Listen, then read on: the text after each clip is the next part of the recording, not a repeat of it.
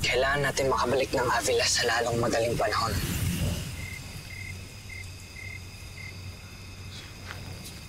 Pero ang lola ko...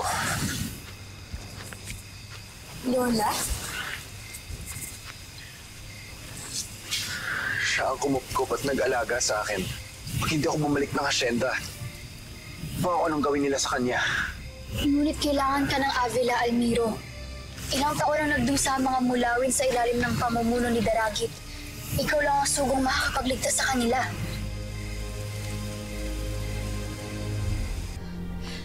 Boss, wala pa rin.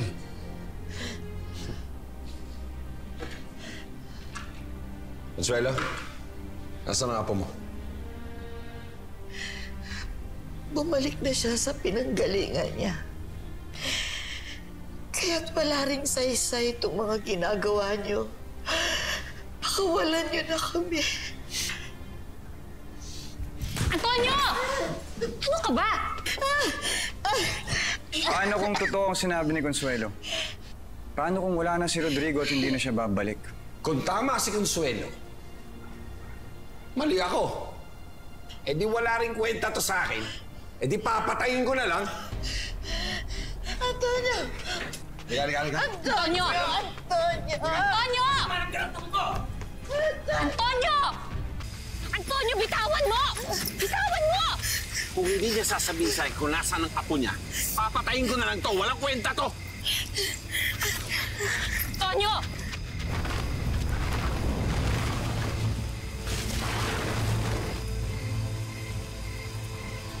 Ito ako.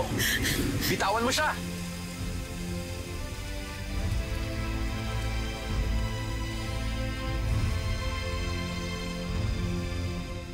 Pakawalan mo ang lola ko. Ako ang harapin mo, Antonio. Ang daming mulawin! Huliin niyo sila! Huliin niyo! Huliin niyo!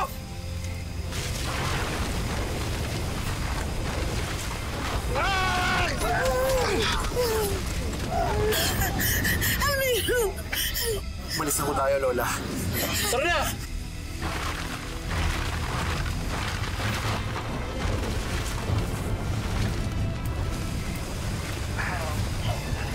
Nasaan na?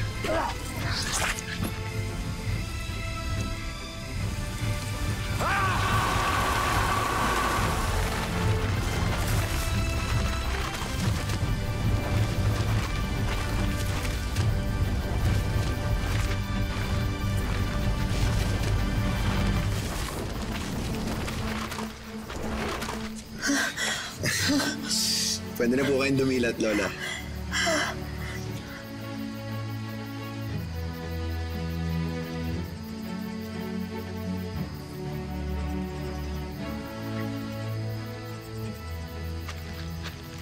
Ay, nako. Hindi nga ako nabaril ni Antonio. Pero aatake naman ako sa puso sa ere. Ligtas na po kayo. Siya nga pala, Lola. Papakilala ko po kayo sa mga kaibigan ko. Si Luis, si Pagaspas, si Anya, at si Malik. Ay, nagagalak akong makilala kayo. Ikaw na pala si Pagaspas? At siya si Aramis. Naalala ko. Kamusta na si Nanay Lourdes? Yun nga ang problema eh. Nanganganib sila sa Avila ngayon. Kailangan natin silang puntahan. Kung ganun, tutulong ako. Sino pupunta sa Avila? Lola, pupunta po ako ng Avila. At gusto ko po sumama kayo sa akin. Lola, parang pamilya na po ang turing ko sa inyo. At natatakot po ako baka anong gawin sa inyo ni Antonio pag wala ako.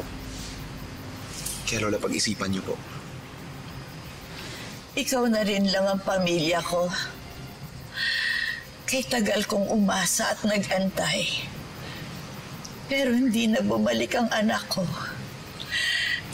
Kaya sasama na rin ako sa'yo.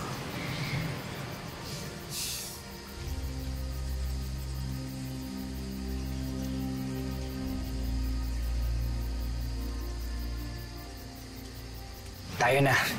Kailangan nating umalis.